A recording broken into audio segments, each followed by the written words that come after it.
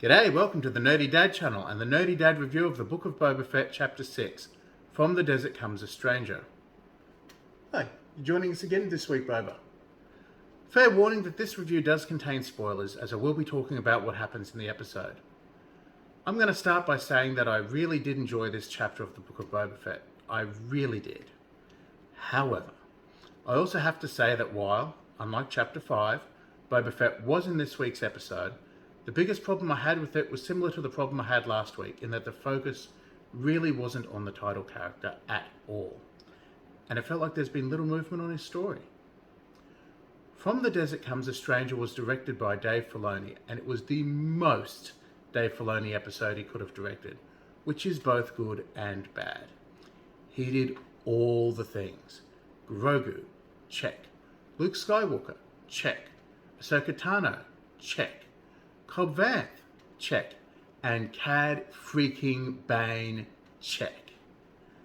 I thought last week had fan service packed in. It had none. This episode is exactly the type of episode I was expecting when I realised Dave Filoni was directing it. I loved most of the elements individually, but none of them had time to breathe.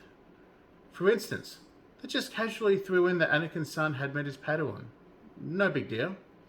I personally think the episode was overstuffed. I also think I'd have less of a problem with that if last week hadn't taken the focus away from Boba. While I recognise that all the Favreau showrun properties are intertwined, I really hope that with one episode to go, the Book of Boba Fett all comes together next week and manages to tie up its own story. I liked the stuff with Luke, Ahsoka, and Grogu at what will become the Academy. Hell, there was probably enough material here for a whole episode on its own. I had two main criticisms with this part of the episode. And the first criticism, there's nothing anyone can do about.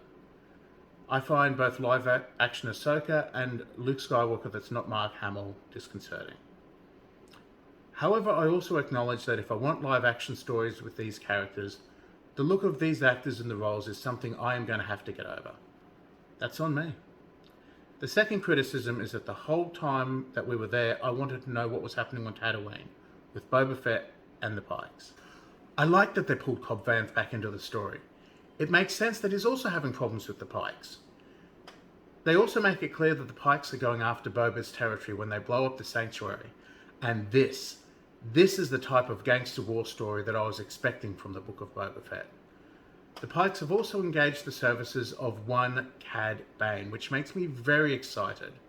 It sets up a possible showdown that some people have called right from when this show was announced. I wasn't one of them, but I am very excited to see what I'm hoping is coming. By the way, does anyone else think Cobb could have survived the shootout? I think there's a chance. They deliberately showed Cad Bane shooting the deputy multiple times, but Vanth was only shot once. So I'm hoping he pulls through. Look, while unfortunately we didn't see much of Boba on Tatooine, at least everything we did see tied to the common conflict with the Pikes, and very much felt part of the story of Boba Fett. While last week's episode focusing on the Mandalorian, and the half of this episode focusing on the Force users definitely felt like Star Wars, and definitely felt like the Favreau Filoni verse, to me it did not feel like the Book of Boba Fett. They could tie it all together next week and prove me wrong, and I really, really, really hope they do.